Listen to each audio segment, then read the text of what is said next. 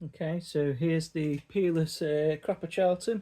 I'm just going to show you where I've got my rollers. So I have a little bit of a box here with them all kept in, just to keep them sort of safe and out of,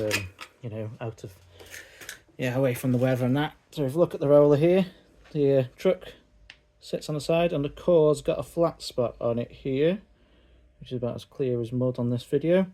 But you can see thin, flat, and then the core. The truck goes out of the core like so.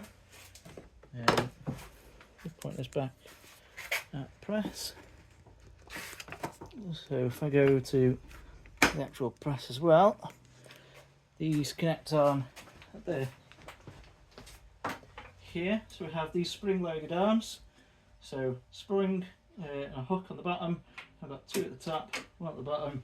This one's got a slightly bigger truck on the bottom, and I don't know if this is right or wrong, but I've been doing it forever. I put the biggest one at the bottom basically. So all I do, slot that forward, put that on there. It sets on this rubber strip, which I think needs tightening as well. Just over the years it's kind of got a bit loose. Attach that on there. You get the other two on. I did try running it with just one roller, and the rollers just ping off if you only have the one on, so you do have to have all three. Put that one on like so.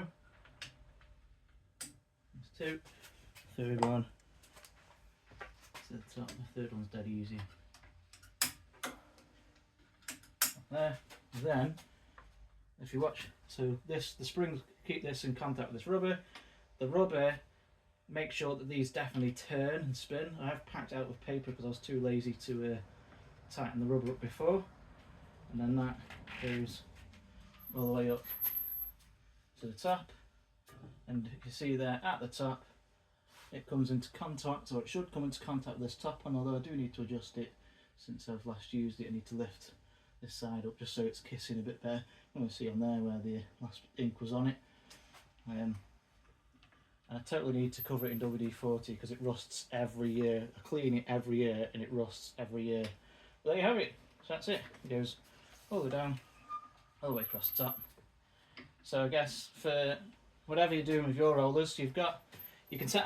When I got sent these back, I sent the whole core and got the whole thing recovered. And even I had like these little ones from an Adana, and that was the same. They have like little plastic trucks on it. I sent the whole thing, and they recovered it with the whole thing. But yeah, so if you've not got trucks, you probably need to have some trucks, though I'm guessing they're quite easy to have milled and made if you've got an engineer's. This piece of rubber is just a rubber strip. I don't think that was the original rubber strip, but it does have a big screw in the side to tighten the rubber strip on. You could use anything, like bicycle in a tube, you name it. Use anything on there. I've packed out and I could do a tightening again. There's a big bolt on the back that tightens that up. As long as you've got the rubber strip, you've got trucks so that these definitely turn as the thing's going up. So obviously stay still, it's just going to wreck your type. You do need a turn to roll over your type. I think that's everything, you know. Yeah, let me know if I missed anything, hey.